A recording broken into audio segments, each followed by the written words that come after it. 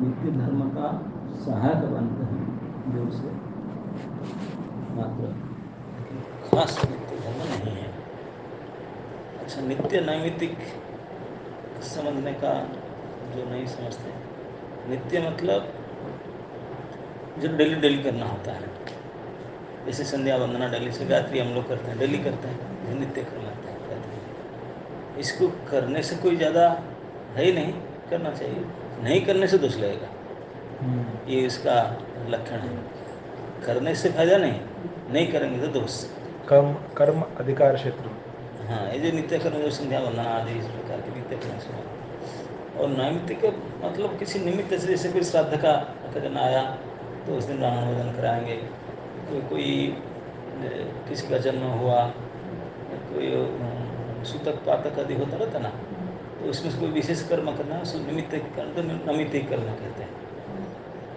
तो फिर जो संध्या वंदना आदि जो नित्य कर्म, उनको यहाँ लिखा गया कि वास्तविक ये भी नैमित्तिक कर्म नित्य नहीं है।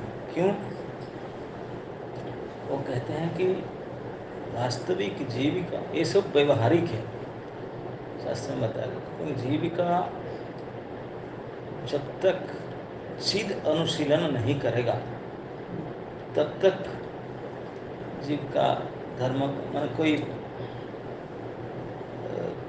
अधिकार नहीं है उसको, ये केवल व्यवहार है जब तक चिद अनुशीलन नहीं करे, क्योंकि वो स्वयं चिद वस्तु है और दुनिया में रहता है, जड़ शरीर, जड़ जगत में ये सब जड़ कर्म करता है।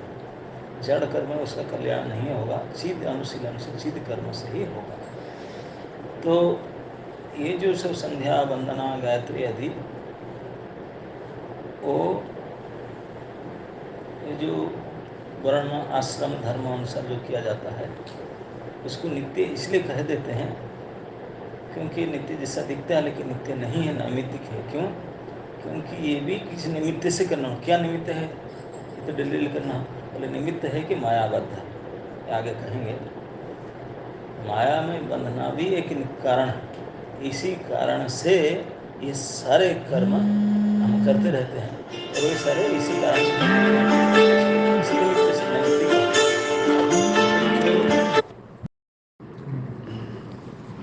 तो ब्राह्मण की श्रेष्ठता संध्या वंदन आदि कर्म और उनका कर्म त्याग करने पर संन्यास ग्रहण, ये नैमित्तिक धर्म है। ये सब कर्म धर्मशास्त्रों में प्रशस्त और अधिकार भेद से नितांत उपादेय माने गए हैं। तथापि नित्य कर्मों के सामने इनका कोई सम्मान नहीं है। यथा श्रीमद् भागवतम 7.6.6 विप्रादुषड्गुणयुतादरविन्दनाभा पादारविन्दविमुखा स्वपचं वरिष्ठं मन्ये तदर्पितं मनोवचने हितार्थं प्राणं पुनाति सकुलं न तु भूरिमानः। महाराज आप एग्जाम्पल समझा रहे थे ब्राह्मण वाला, अवान्तर फल का, तो वो ब्राह्मण तो ईश्वर की उपासना अच्छी बात है कि पर मिथ्या है, लेकिन उसमें क्या होता है कि स्वाभिमान आ जाता है, बाकी जाति से विशिष्ट हूँ। ये जो अभिमान के कारण भगवान की पूजा के फल भी उनको कुछ हो जाए, ये उनको बड़ा हाँ बड़ा। एक बार के सत्य घटना में बताता, मैं कई बार बोला हूँ, क्लास में सुने भी होंगे। तो अब्बा जी जब थे वृंदावन में, उस समय का घटना, तभी प्रभुपाद चाहते थे कि वृंदावन मंदिर बने, बड़े मुश्किल से जगह मिला था। और जगह में सबसे पहले प्रभुपाद हाउस बना दिया था, क्योंकि प्रभुपाद रहते थे वहाँ द्वारा दाम में सुविधा नहीं था। तो प्रभुपाद हाउस में रह गए थे, मंदिर अभी कंप्लीट नहीं हुआ था। आपको पता है कि नहीं, कृष्ण वाला मंदिर भादे होना तो एरिया में सबसे पहले प्रभुपाद हाउस बना। प्रभुपाद हाउस के पीछे बैंक था, जो लाइब्रेरी है ना, वो बैंक था और प्रभुपाद जी का बनना था। और फिर बाद में एक साथ वो बनने लगा था। तो बाकी भक्त लोगों का रहने का स्थान नहीं, वो लोग से वहाँ पुराना वृंदावन जो दामोदर का आसपास जो जहाँ किसी एड्रेस पर जहाँ पर धर्मशाला आगरा था वहीं रुकते थे और आते थे तो एक इसमें भक्त था जो रेगुलर राधा रमन जाता था, राधा रमन का दर्शन करता था रेगुलर। और राधा रमन के जो पुजारी थे, देखते हैं कि विदेशी भक्त आता है। विदेशी भक्त, अब तभी जमाने में एक विदेशी भक्त चला जाना कि बहुत बड़ी बात हो गया। पूरी चमड़ी कोई महल बहाया देख रहा है, वो तो बहुत बड़ी अचीवमेंट है।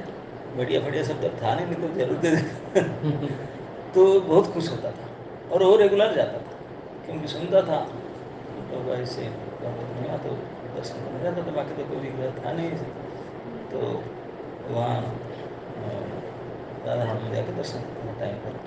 और वो पुजारी ठाकुर जी की पूजा से ज़्यादा उनको देखता था, भूल भूल देखता था आता है कि नहीं, वो रेगुलर आता था। और उसके बाद फिर आरती करने के बाद प्रभुपाद जी की सेवा में आता था। तो जब रेगुलर देखा कि महीना कुछ 2 महीना 3 महीना रेगुलर देखा पुजारी ने, तो एक दिन उन्होंने जो आरती के समय बड़े हाथ जोड़ के श्रद्धा से हरिनाम करता है, तो पुजारी खुश होता था कि एटलीस्ट समबडी इज देयर। मुझे वो सोचता था मुझे देख रहा है, ठाकुर जी को देख रहा है, मुझे देख रहा है, मैं कैसी सेवा पूजा कर रहा हूँ, क्या कर रहा हूँ। और आकर आरती देता है, फिर कुछ प्रसाद देता है और बड़ा खुश होता है। प्रणाम करते हैं, पैर छूते हैं, तो वो भी सम्मानित होता है। तो एक दिन आकर के बोला, वो बड़े खुश हो रहा था जब प्रसादी कुलिया प्रसाद अंदर तो आकर के बोला, बहुत अच्छा तुम्हें, तेरा अंदर बहुत अच्छा भावना है, भक्ति है। अगर यही से रेगुलर भक्ति वाले से डेली करते रहोगे, करते रहोगे तो भगवान कृपा करेंगे, तो अगले जन्म में तो भारतवर्ष में जन्म होगा और कोई ब्राह्मण परिवार में जन्म होगा, और फिर उसमें भी सत्कर्म करोगे, फिर अपने गोस्वामी परिवार में जन्म होगा, जो हम लोग राम जिस परिवार में जन्म होगा, तो फिर ठाकुर जी की सेवा कर सकते हैं। ऐसा तो प्रभुपाद जी तो समझाते हैं जाति पाति नहीं, वैष्णव होता है झुकड़ा, तो उनको तो लगा नहीं पसंद। तो आ करके प्रभुपाद जी को समझ में बताया कि पुजारी ने इसे मुझे बताया। प्रभुपाद जी हंसने लगे, बोले आप उनको क्या बताना, कुछ नहीं। बोले अगर फिर कल तुझे बताएगा तो आप बताना उसको क्या ना बताना कि अगर आप जैसे पूजा श्रद्धा से करेंगे ना, तो इस प्रकार इस जीवन में ठीक से अगले साल अमेरिका में पैदा हो गए और फिर प्रभुपाद जी के संस्कृत सुना कर हरि नाम जप करोगे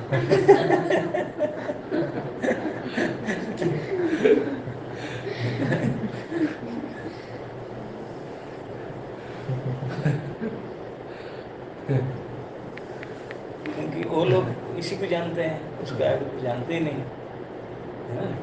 हम ब्राह्मण, हमारा अधिकार है, हम पूजा करोगे, लेकिन हरिनाम जी कितने बड़ा, इसलिए द्विषण गुण देखा।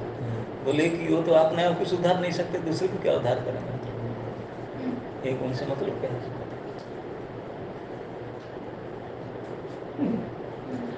अष्टांग योग आदि में विभूति नामक एक तुच्छ फल जीव के पक्ष में बहुत ही अमंगलजनक है। और जैसे एक स्वाभिमान ब्राह्मण का मैं सबसे बड़ा हूँ, मेरा बड़ा आदर होता है, इसलिए विष्णु भक्ति कर नहीं पाता। देवता लोग सभी जानते हैं भक्ति सबसे बड़ा है करके, लेकिन इतने भोग पदार्थ अवेलेबल कर ही नहीं सकते भक्ति कर। तो यही बता रहे हैं कि अभी बोले कोई कोई योग मार्ग में, ये तो वर्णाश्रम में योग मार्ग में एक विभूति मतलब सिद्धि सिद्धि एक विभूति कोई आ जाता है, वो मिल जाता है एक अचीवमेंट, तो ये बहुत अमंगलजनक है, इतनी खतरनाक है, आपको वहीं रोक देगा, आगे नहीं बढ़ने देगा। मुक्ति और भुक्ति ये दोनों ही नैमित्तिक धर्म की अनिवार्य सहचरी हैं। ये सब मुक्ति और भुक्ति, मुक्ति कामी भुक्ति कामी, मुक्ति पाने की इच्छा, भुक्ति मतलब भोग पाने की इच्छा, और एक सिद्धि, वो समिति के लिए बोले 3 दायिन है, भुक्ति मुक्ति सिद्धि कामी सकले अशांत। बोले ये तीनों भुक्ति मुक्ति स्पृहा यावत 85 हृदय थे। पिशाची, बोले ये पिशाची जब हृदय में बैठेगा तो भक्ति महारानी तो प्रिंसेस है, वो कैसे आएगी, बोले पिशाची बैठी में नहीं जाऊंगी। जिसके हृदय में मुक्ति की इच्छा, भुक्ति की इच्छा और सिद्धि की इच्छा है, वहाँ भक्ति राजकुमारी जाएगी नहीं। बोले ना, पिशाची बैठी में नहीं जाऊंगी। ये खतरनाक है। नैमित्तिक धर्म की अनिवार्य सहचरी है। महाराज का अर्थ क्या है? नैमित्तिक धर्म है जो संध्या बंदन आदि है ना, किस निमित्त से होता है, उसके नित्य सहचर्य है, उसके ही साथ रेगुलर जो करेगा ना उसको मिल जाता है। मुक्ति भक्ति से बने सिद्धि कुछ मिल जाता है। जैसे रेगुलर नित्य कर्म करते हैं, जिसको नित्य समझते हैं, तो उनको कुछ न कुछ सिद्धि, कुछ विभूति, कुछ मिल जाता है। अच्छा, मिल जाने से खत्म। इसी को भगवान गीता में कहते हैं,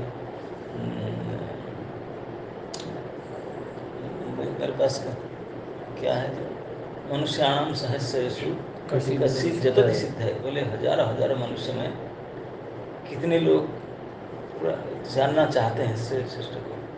कश्चित् जतति सिद्धये, जतत मतलब जत्न करता है। जतताम अपि सिद्धानाम, जो जत्न भी करते हैं वे सिद्धि से फंस गए, कुछ ना कुछ सिद्धि में। कश्चिन् माम वेति तत्वतः, मुझे तत्वतः जानने वाले है कितना, है कौन? इनमें से इनसे बचने से ही मूल उद्देश्य है जो चिदानुशीलन संभव हो सकता है।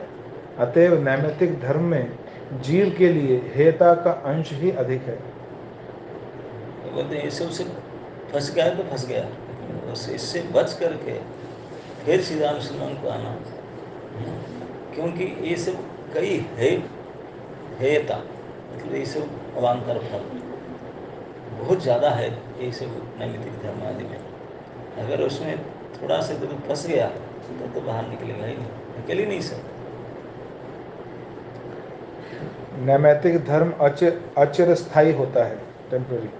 जीव की सभी अवस्थाओं में और सभी समयों में नैमित्तिक धर्म नहीं होता। जैसे कि ब्राह्मण का ब्राह्म्य धर्म, क्षत्रिय का क्षात्र धर्म आदि नैमित्तिक धर्म निमित्त के समाप्त होते ही दूर हो जाते हैं। जैसे एक आदमी ने ब्राह्मण जन्म के बाद चंडाल का जन्म पाया, उस समय उसके ब्राह्मण वर्ण का नैमित्तिक धर्म फिर उसका स्वधर्म नहीं रहेगा। स्वधर्म शब्द भी यहाँ औपचारिक है। प्रत्येक जन्म में जीव के स्वधर्म का परिवर्तन होता है, किंतु किसी भी जन्म में जीव के नित्य धर्म का परिवर्तन नहीं होता। नित्य धर्म ही वास्तव में जीव का स्वधर्म और नैमित्तिक धर्म अचिरस्थायी है। अभी क्लियर समझाते हैं। नित्य धर्म अपरिवर्तन रहता है, बाकी नैमित्तिक धर्म तो हर जीवन में चेंज हो जाता है, अचिरस्थायी हमेशा नहीं रहता। क्योंकि अभी हम जो वर्ण में हैं, अगले जन्म में वो वर्ण में रहेंगे, गारंटी तो है ही नहीं, तो वर्ण के अनुसार धर्म चेंज हो जाएगा। लेकिन नित्य धर्म अब कभी नहीं चेंज होगा। तब यदि पूछिए कि वैष्णव धर्म क्या है, तो उत्तर यह है कि वैष्णव धर्म ही जीव का नित्य धर्म है। वैष्णव जड़मुक्त अवस्था में विशुद्ध चिदाकार में कृष्ण प्रेम का अनुशीलन करते हैं और जड़बद्ध अवस्था में उदित विवेक होकर जड़ और जड़ संबंधित विषयों से चिद अनुशीलन के अनुकूल विषयों को आदर पूर्वक ग्रहण करते हैं और सभी प्रतिकूल विषयों का वर्जन करते हैं। कोई जो उदित विवेक कोई वैष्णव लोग हैं, वो सीधे अनुशीलन को ही ग्रहण करते हैं और बाकी जो प्रतिकूल चीज़ है उसको छोड़ देते हैं। कर्माधिकार, ज्ञानाधिकार और जो प्रेमाधिकार था, तो वो जो प्रेमाधिकार है वो जड़ मतलब उसमें वो वैदिक भक्ति की बात हो रही है। तो शुरू से वैदिक सभी तो विधि से पालन करते हैं, लेकिन ये प्रेमाधिकार तो शुरुआत हुआ था कथा श्रवण से ना, है कि नहीं? भगवान के प्रति प्रेम बढ़ा कथा सुन करके, वो उनका प्रेमाधिकार है। पहले से शुरू होगा विधि से, आगे चल करके वो चाहे वो विधि से हो चाहे वो बात हो, वो चित्त अनुराग चित्त अनुशीलन में जाएगा। हमारे कृष्ण कॉन्शियसनेस में आने के बाद भी हमें बोलते हैं कि वर्णाश्रम फॉलो करना चाहिए, क्योंकि जिनका भक्ति शुद्ध नहीं हुआ, भक्ति करते ही नहीं शुद्ध, तो उनके लिए कहते हैं वर्णाश्रम पालन करना चाहिए। नहीं तो वर्णाश्रम धर्म को तो तुच्छ करके बाह्य करके त्याग दिया गया। ये जो वर्णाश्रम धर्म पालन करने किया बोला जाता है, क्योंकि बहुत प्रकार लोग आ तो गए भक्ति करने के लिए, लेकिन भक्ति करने का अधिकार है ही नहीं, भक्ति नहीं करते हैं। अगर भक्ति करेंगे शुद्ध भक्ति, तो फिर वर्णाश्रम धर्म से कोई आवश्यकता नहीं, ये तो सब बाहरी चीज़ है। लेकिन क्योंकि हम भक्ति नहीं कर पाते, तो एटलीस्ट ग्रेड अनुसार आगे बढ़ने के लिए फिर वर्णाश्रम करते हैं। इसलिए करना चाहिए। इसके लिए तो दैवी वर्णाश्रम धर्म के लिए दैवी वर्णाश्रम करो, कुछ भी करो, दैवी वर्णाश्रम में लक्ष्य भगवान पूजा रहता है, सदा वर्णाश्रम से भगवान लक्ष्य नहीं, तो वर्णानुसार क्या करते हैं। लेकिन एक कैसे भी हो दैवी वर्णाश्रम बेटर है भक्ति के साथ, लेकिन फिर भी जो शुद्ध भक्ति है उसके सामने ऐसा कुछ basically to bring someone to a very civilized state so that he can take up pure devotion. Civilise आगे जा करके तो वही भस्म का आना ही पड़ेगा। एक जैसे कोई स्टेयर केस है, वो वर्णाश्रम जो आश्रम नियम है, this is stepping stone, staircase है, और एक लिफ्ट है, शुद्ध भक्ति है लिफ्ट, जो लिफ्ट में जो अवेलेबल है, भाई will go by stairs, there is no such lift,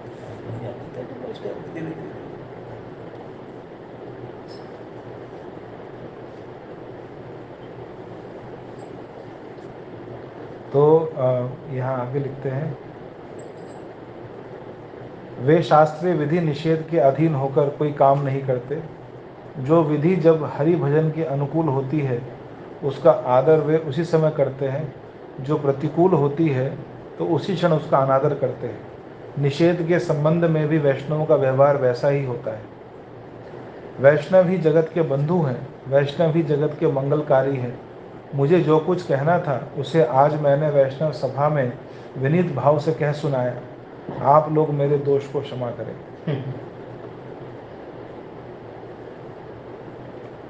ये कहते हुए जब वैष्णव दास वैष्णव सभा को साष्टांग प्रणाम कर एक किनारे बैठ गए, उस समय वैष्णवों की आंखों से अश्रुधारा प्रभावित होने लगी। सभी लोग एक साथ धन्य धन्य कहने लगे। साथ ही गोद्रुम के कुंज में भी धन्य धन्य की ध्वनि गूंज उठी।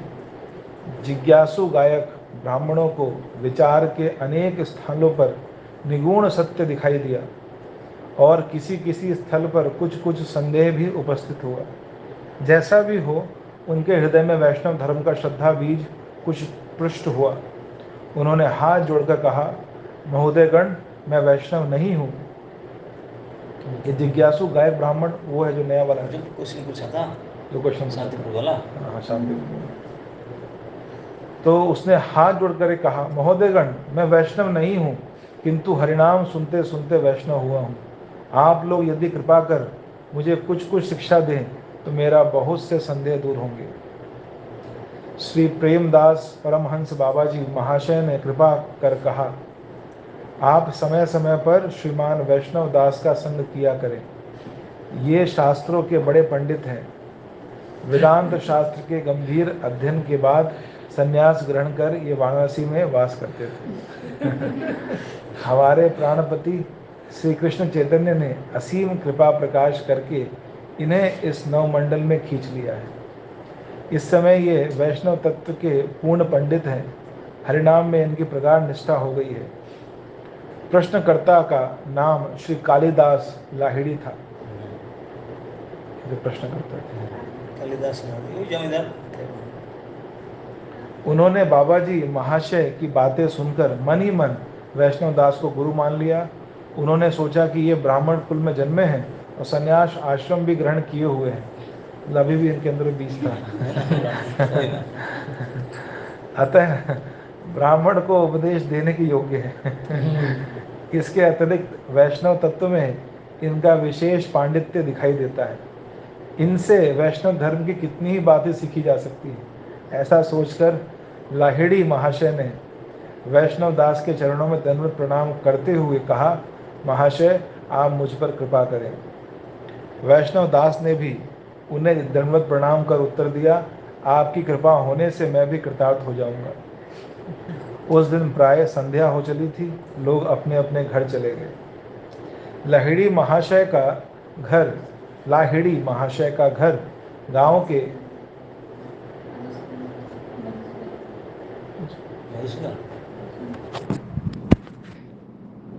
लाहिड़ी महाशय का घर गांव के एक गुप्त स्थान में था, वह भी एक कुंज में। कुंज के बीच में माधवी मंडप और तुलसी देवी का चबूतरा था। महाराज, माधवी मंडप क्या है? माधवी लता का कुंज होता है, चबूतरा। अच्छा, नीचे भी मंडप होता माधवी है। का तो दिखा देते हो। हाँ, आरती माधवी होता है ना, कुंज होता है, उनका एक होता है नीचे मंडप जैसे बना देते हैं, उसमें अच्छा। माधवी वो हम मंडप काटवा में है ना हमारे। कई जगह में है, काली घाटी में भी हम वहाँ गए थे। दुनिया जगह में है। जैसे हाँ, इस गार्डन में जो कहते हैं जो बांस का बना हुआ था ऐसा करके। वो नहीं, यहाँ एक मंदिर बना है, वो एक्चुअली वो तो मंडप अब नहीं तो है। गए नहीं बने, तो एक्चुअली पहले क्या होता था, ऐसी घर ऐसे तो बड़ा नहीं होता था, और बाकी ऐसे बड़े बड़े जहाँ बाबा जी से भजनानंद महात्मा रहेंगे ऐसे नहीं होता था, तो इसलिए उन्होंने माधवी लता को उगाते थे। वो एक ऐसे घंच लता होता है, वो छा जाता था, एक बांस फांस के बना लेते हैं, वो इतने घना होकर के हो जाता है, बिल्कुल रूप भी फैल मार जाएगा, वो नेचुरल है, बिल्कुल ठंडा ठंडा रहता है, नीचे गोबर लिप करके बैठ जाते हैं, नीचे कथा कीर्तन सब चलता है, और नीचे कुछ नहीं, बिल्कुल ऊपर ऊपर से हरी हरी पत्ता भरी और सुगंधित फूल भर जाता है। मधुमालती जो फूल है ना वो जो- मधुमालती नहीं वाइट है, कलर माधवी का दूसरा माला। होता है। नहीं नहीं वो तो है। तो ये मालती और माधवी का ही विशेषता है। तो यहाँ जहाँ कुंज बना लेते हैं और नीचे चबूतरा रख लेते हैं, उसमें मंडप बनते हैं, माधवी मंडप बनते हैं। मुझे कालिदास से ये वो जो कीर्तन करते थे जो राग रागिणी से कीर्तन करने वाला है ना, जमींदार था, सुशिका था, उन्हीं का नाम कालिदास लाहिड़ी। गलेबाजी करती थी। कुंज के बीच में माधवी मंडप और तुलसी देवी का चबूतरा था। दोनों तरफ दो घर थे। एक्चुअली वो भी गोद्रुम में आकर के अपने एक कुटिया बनाकर रहते थे। वही बोलता है कि जहाँ रहते थे उनका ही माधवी मंडप था, कुंज था, ऐसा था। आंगन चिता वृक्ष की टिड्डियों से घिरा हुआ था। बेल, नीम और कई फूल फलों के वृक्ष वहां शोभा पा रहे थे। उस कुंज के अधिकारी माधव दास बाबा थे। ये नया कैरेक्टर है। वो माधवदास बाबा जी के जो कुंज था उसके पास में एक कुटिया लेकर के वो रहते थे, कालिदास लाहिड़ी। बाबा जी पहले तो निर्मल संत थे, किंतु संग दोष से उनकी वैष्णवता में विशेष धब्बा लग गया था। बता रहा था ना, सभी कुछ चर्चा करेंगे। अलग अलग कैरेक्टर। ये सब इमेजिनरी है। हाँ, ये सब भक्तिनाथ ठाकुर इसको काल्पनिक कैरेक्टर्स कहते हैं। सब इमेजिनरी है। यस। बाबा जी पहले तो निर्मल संत थे, किंतु संग दोष से उनकी वैष्णवता में विशेष धब्बा लग गया था। स्त्री संग के दोष से दूषित होने से भजन आदि घट गया था। अर्थाभाव के कारण उनका खर्च भी नहीं चलता था। वे अनेक स्थानों से भिक्षा ग्रहण करते और एक घर किराए पर लेकर निर्वाहन करते थे। उसी घर में लाहिड़ी महाशय ने डेरा डाला था। तो अभी मतलब ये बाबा जी नहीं रहे, अभी हाँ। ग्रस्त हो गए थे। क्या बताएगा अब क्या होगा। आज आधी रात को लाहिड़ी महाशय की नींद टूटी। वे बाबा वैष्णव दास की वृत्तांत वृत्तता के सार्थक भक्त वक्तृता के सारार्थ पर मन ही मन विचार करने लगे। इसी समय आंगन में कुछ शब्द हुआ। उन्होंने बाहर निकल के देखा कि बाबा माधव दास एक स्त्री के साथ आंगन में खड़े होकर बातें कर रहे हैं। उन्हें देखते ही स्त्री भाग गई। लाहिड़ी महाशय के आगे लज्जित हो माधव दास चुपचाप खड़े रहे। लाहिड़ी महाशय ने कहा, बाबा जी क्या यहाँ पर मामला क्या है? माधव दास ने सजल नयनों से कहा, मेरा दुर्भाग्य है और क्या कहूँ। हाय, मैं क्या था और क्या हो गया। परमहंस बाबा जी महाशय मुझ पर कितनी श्रद्धा रखते थे, अब उनके निकट जाने में मुझे लज्जा आती है। लाहिड़ी महाशय ने कहा, साफ साफ कहिए तो मेरी समझ में आवे। माधव दास ने कहा, जिस स्त्री को आपने देखा था वह मेरे पूर्व आश्रम की विवाहिता पत्नी थी। अच्छा, मेरे वेश ग्रहण करने के कुछ दिन बाद वह श्रीपाठ शांतिपुर में गंगा किनारे एक कुटी बनाकर रहने लगी। इसी तरह बहुत ही दिन बीत गए। एक दिन मैंने श्रीपाठ शांतिपुर में गंगा के किनारे उन्हें देखकर कहा, तुमने क्यों गृह त्याग दिया? उन्होंने मुझे समझाया, संसार अब मुझे अच्छा नहीं लगता। ये किसने समझाया है? पत्नी ने। हाँ, बदल को बोल रहा है, वो पूछे। उसने भी घर त्याग दिया। उन्होंने मुझे समझाया, संसार अब मुझे अच्छा नहीं लगता। आपकी चरण सेवा से वंचित हो मैं तीर्थवास कर रही हूँ, भिक्षा शिक्षा करके किसी प्रकार जीवन निर्वाह कर रही हूँ। इस पर मैं उनसे और कुछ ना कहकर गोद्रुम लौट आया। वे भी धीरे धीरे गोद्रुम में आकर एक अहीर के घर रहने लगी। प्रतिदिन किसी न किसी स्थान में उनसे भेंट हो जाती थी, तो मैं उनसे पीछा छुड़ाने की जितनी इच्छा करता था वे उतने ही अधिक घनिष्ठता बढ़ाने लगी। अब उन्होंने एक आश्रम बनाया है। अधिक रात बीतने पर यहाँ आकर मेरा सर्वनाश करने का प्रयत्न करती हैं। चारों ओर मेरी बदनामी फैल रही है, साथ साथ मेरा भजन आदि भी घट गया। श्री कृष्ण चैतन्य के दासों में मैं कुलंगार हूँ। छोटे हरिदास को दंड मिलने के बाद अब मैं भी एक दंडनीय मनुष्य हो गया हूँ। श्री गोद्रुम के बाबा लोगों ने कृपा कर अब तक मुझे दंड नहीं दिया, किंतु अब मुझ पर श्रद्धा नहीं करते। उनकी बातें सुनकर लाहिड़ी महाशय ने कहा, बाबा माधवदास जी, अब आप सावधान हो जाइए। ऐसा कहते हुए वे अपनी कोठरी में चले गए। बाबा जी भी अपनी गद्दी पर चले गए। रात को लाहिड़ी महाशय को नींद न आई। वे मन ही मन कहने लगे कि बाबा माधवदास तो वतामशी है, वतामशी होकर अधपथ को गए, इसलिए अब मेरा भी यहाँ रहना उचित नहीं, क्योंकि संग दोष न होने पर भी बदनामी तो अवश्य होगी। फिर शुद्ध वैष्णवगण मुझे श्रद्धा के साथ शिक्षा नहीं देगी।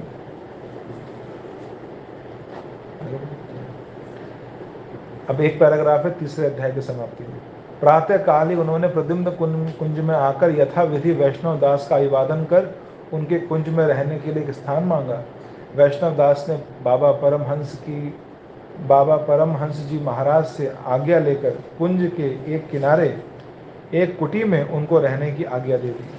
तब से लाहिड़ी महाशय उस कुटी में रहकर समीप ही किसी ब्राह्मण के घर प्रसाद पाने की व्यवस्था कर ली। तीसरा अध्याय समाप्त।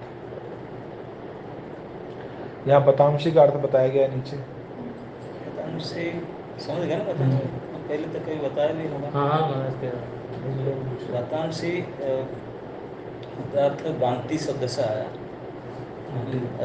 उड़िया में उल्टी को बांति कहते हैं। आप उल्टी कहते हैं ना, उस उल्टी को कहते हैं वोमिटिंग। भूमि कहते हैं ना, क्या कहते हैं? भूमि कहते हैं। वोमिट तो इंग्लिश वर्ड हुआ। उल्टी कहते हैं ना।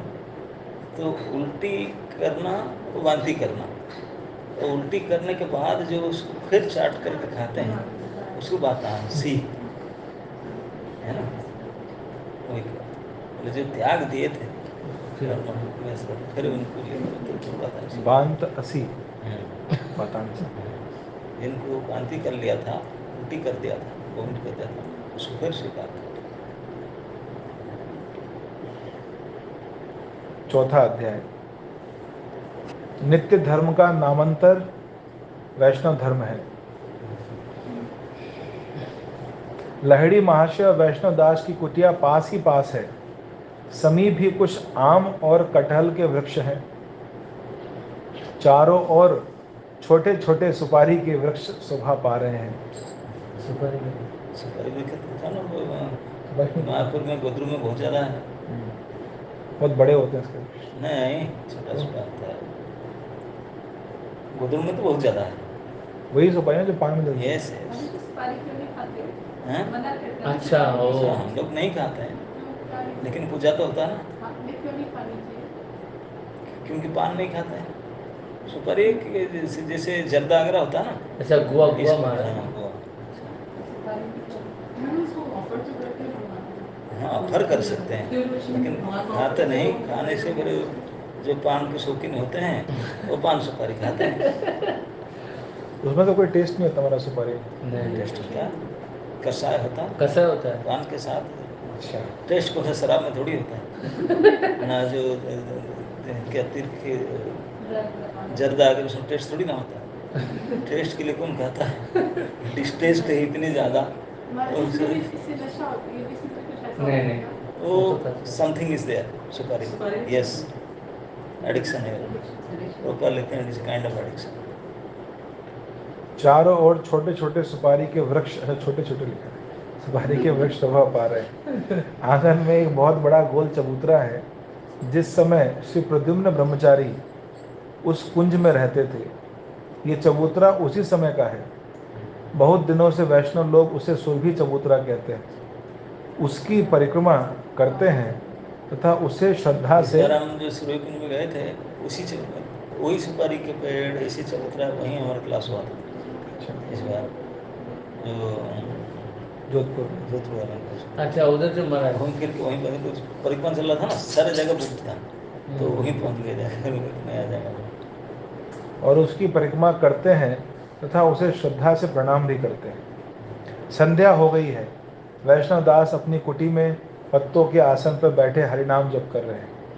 कृष्ण पक्ष है, इससे धीरे धीरे रात अधिक अंधेरी हो रही है। लाहिड़ी महाशय की कुटी में सांप आ गया क्या एक टिमटिमाता हुआ दीपक जल रहा है। अकस्मात उनके दरवाजे के निकट ही एक सर्प जैसा दिखाई पड़ा। लाहिड़ी महाशय ने उसी समय एक लाठी लेकर उस सर्प को मारने के लिए दीपक को तेज कर दिया, किंतु दीपक लेकर बाहर आते आते सर्प गायब हो गया। लाहिड़ी महाशय ने वैष्णव दास से कहा, आप जरा सावधान रहें, आपकी कुटी में एक सांप आ गया है। वहाँ मैं थोड़ा कंफ्यूज हो गया कि वहाँ जो रहने गए थे ना संग दोष वाले ब्राह्मण के पास, वहाँ रहते थे कौन रहते थे? कालिदास लहड़ी ने लहड़ी रहते थे। अच्छा। रहते थे अभी लेकिन जब यहाँ- वहाँ देखा कि परिवेश इस प्रकार का होगा तो तो वैष्णव वहाँ दास के छोड़ पास आ करके गए। वहाँ वैष्णव नया दास के पास आ गए। यहाँ शिफ्ट कर रहे यहाँ रहते वैष्णव दास जी के पास आ गए। हैं यस हाँ, एक ही और कमरा। वैष्णव दास कहाँ रहते थे? वो तो परमहंस दास का कुटीर है ना उसी में रहते थे, गोधन कुंज में मतलब सब आसपास ही रहते थे। आसपास में ऐसे कुटीर है। लाहिड़ी महाशय ने वैष्णव दास से कहा, आप जरा सावधान रहें, आपकी कुटी में एक सांप आ गया है। वैष्णव दास बोले, आप सांप के लिए इतना घबरा क्यों रहे हैं? आइए मेरी कुटी में निर्भय होकर बैठिए। लाहिड़ी महाशय उनकी कुटी में प्रवेश कर पत्रासन पर बैठ गए, किंतु उनका मन अभी भी बहुत ही चंचल था। सांप देखा था तो कैसे वैसे उन्होंने कहा, महाशय इस विषय में हमारा शांतिपुर अच्छा है। शहर में कहीं भी सांप बिच्छू आदि का भय नहीं है। नदिया प्रांत में सर्वत्र ही सांप का भय बना रहता है। खासकर गोद्रुम जैसे वन भागों में लोगों का रहना बड़ा भयप्रद है। वैष्णव दास बाबा जी ने समझाया, इन विषयों से चित्त को चंचल करना उचित नहीं।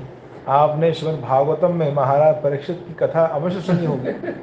उन्होंने सांप का भय परित्याग कर स्थिर चित्त से सुखदेव गोस्वामी के मुख से हरि कथामृत का पान करते हुए परम आनंद लाभ किया। मनुष्य की चित्त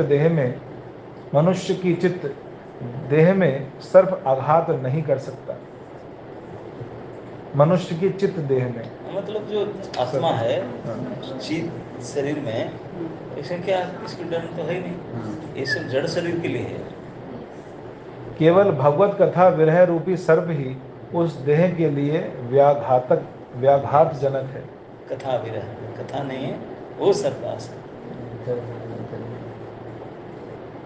जड़ शरीर नित्य नहीं है, एक न एक दिन इसे अवश्य ही परित्याग करना पड़ेगा। जड़ देह के लिए केवल शारीरिक कर्म ही विहित है। कृष्ण की इच्छा से जब इस देह का पतन होगा तब किसी भी चेष्टा से इसकी रक्षा नहीं की जा सकेगी। ये दो घटना भक्तिनाथ ठाकुर देख करके अब तो नित्य नैमित्तिक धर्म समझा रहे थे बीच में ये दो घटना क्यों लाया इसलिए मेरे याद आ रहा था मैंने जरूर ये दो घटना लाएंगे क्योंकि एक तो स्त्री धर्म का बादल और दूसरा है सांप का भय सर्प का भय। ये सब कभी कभी सिद्ध धर्म के अनुसार में सिद्ध धर्म तो गए नहीं ये सब जड़ धर्म के इसे बाधा थे और यही सब आधार को भी जानना चाहिए कि ये सब उलझन बन चैलेंजेस बनकर आता है और रुकावट बन जाता है लेकिन जो डायरेक्ट सीधा अनुशीलन करते हैं उनके लिए है उनके लिए वो नहीं मानते पहले सांप तो उनको काटता है जिनका प्राण पूरा होता है जिनका मरना होता है वहीं सर्पाघात में मरेगा, किसी प्रकार से मरेगा। जिनका मरना नहीं है वो सांप काटने पर भी कुछ नहीं होगा, बच जाएगा किसी प्रकार से। फिर हम डरे क्यों, अपना चित्त विक्षेप क्यों करें। कृष्ण की इच्छा से जब इस देह का पतन होगा तब किसी भी चेष्टा से इसकी रक्षा नहीं की जा सकेगी। जब तक शरीर के भंग होने का समय उपस्थित नहीं होता तब तक सर्प के बगल में सोने से भी वह कुछ नहीं कर सकता। अतएव सांप आदि का भय दूर करने पर ही वैष्णव नाम से परिचय दिया जा सकता है। अरे बाप रे। सर्प आदि भय से ऊपर उठने से जाकर वैष्णवता होगा, ये भगवान ठाकुर जी कहना चाहते हैं। महाराज कल आपके बैग से मैं फोन निकाल रहा था, उसमें छिपकली मेरी धोती पे कूदी। इतना भय लगा, इतना भूत भया, सर्प भया, बाप रे। झड़ा सांप आ जाए तो हमें क्या करना चाहिए? मतलब बैठे रहे, मरना तो ठीक है। नहीं सांप आ गया तो Should we take precautions or no? Should we take some precautions कि चलो उसको हटाएं कि नहीं करने के? क्योंकि अगर मृत्यु है तो काट लेगा, और नहीं है तो नहीं, काटेगा। इसका मतलब ऐसा नहीं कि फिर सर्प आ गया तो ऐसे बैठे रहना। अगर आ गया तो उठ जाना चाहिए, लेकिन इसी को लेकर के और 15 दिन वहाँ ना जाने के कहीं नहीं, कैरियर नहीं करना चाहिए। अगले दिन जब कर रहे अगर दिखाई पड़े उसको निकाल दिया जाए, नहीं तो मार दिया जाए उसको।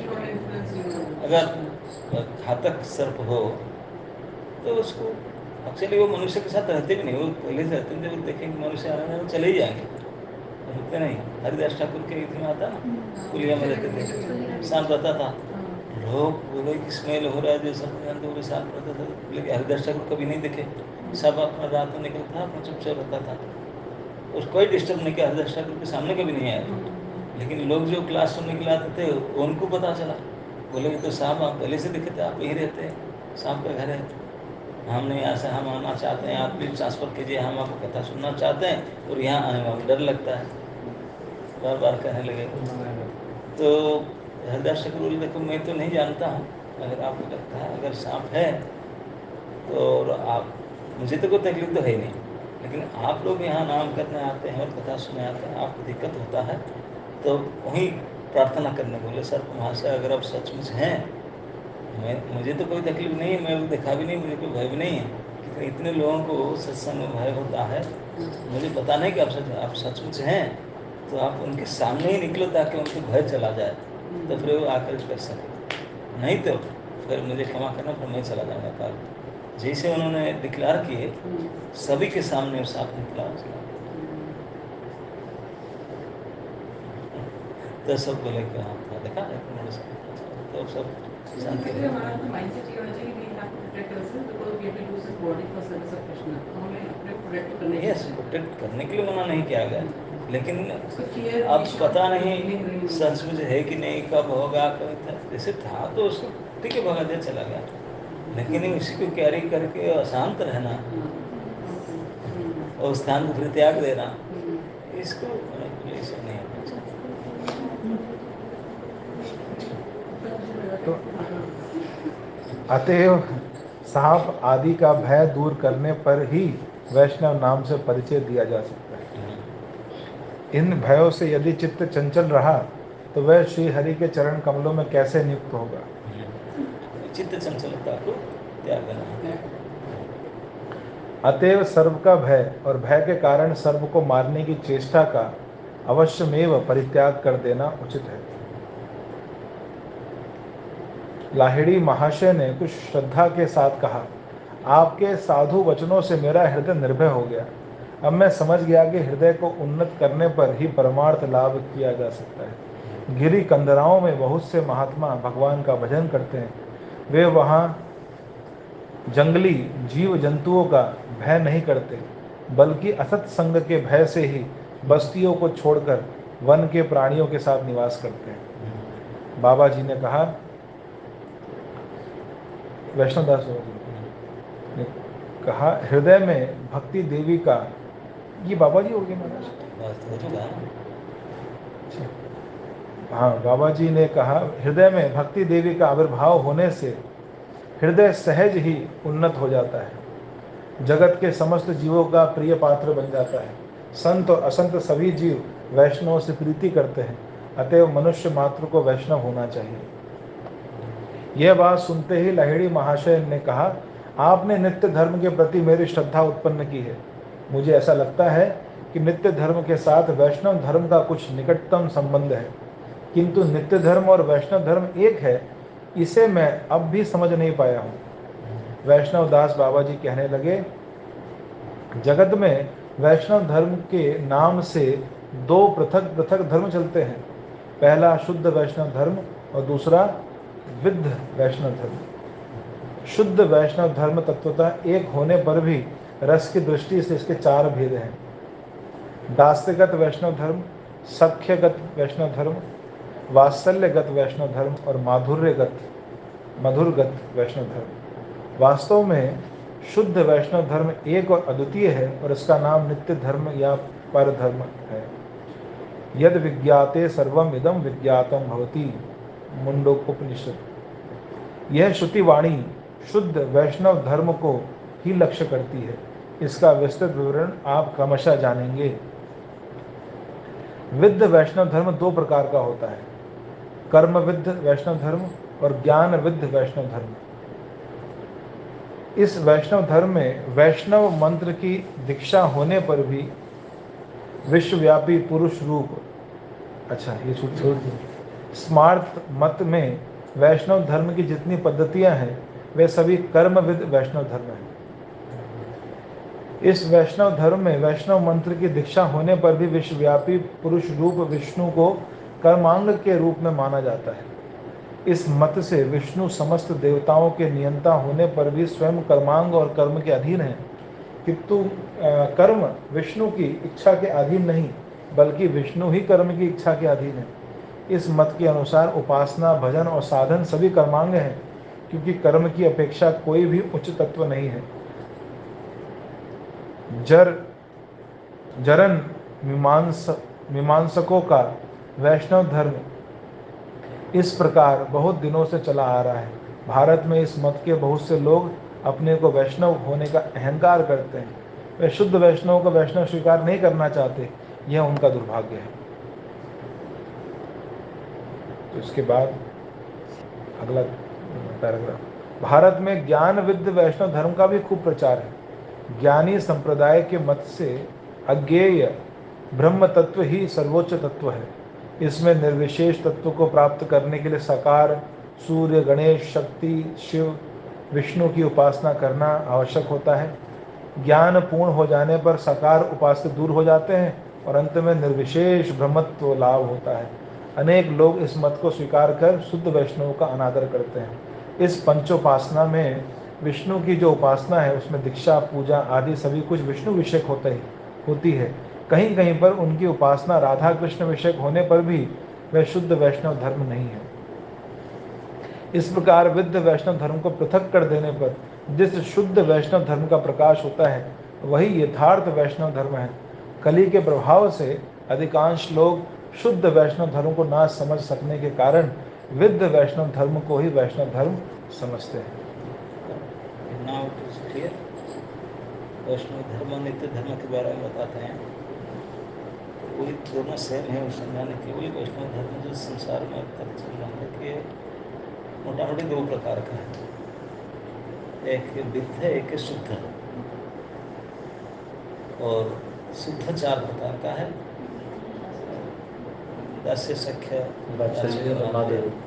विशुद्धता में भगवान को उपासना करना, ये शुद्ध। और विद्ध है कर्म विद्ध और ज्ञान विद्ध। कर्म विद्ध जो कर्म मीमांसक कर्मवादी लोग तत्व, कर्म तत्व को सर्वोपरि तत्व मानते हैं।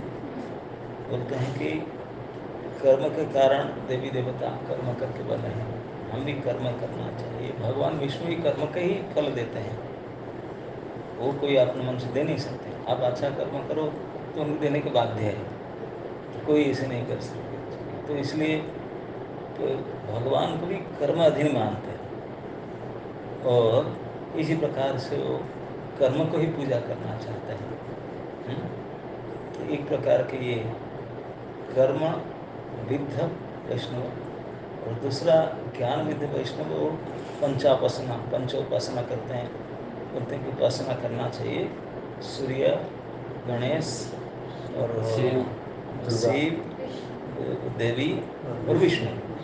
ये पांच देव, पंचदेव उपासना। पंचदेव में से एक देव है विष्णु, तो उसी को वैष्णव मानते हैं। क्योंकि बाकी सभी वैष्णव है, ये सौरी, गाणपत्य, साइव, शाक्त, इस प्रकार से मानते हैं और ये वैष्णव है।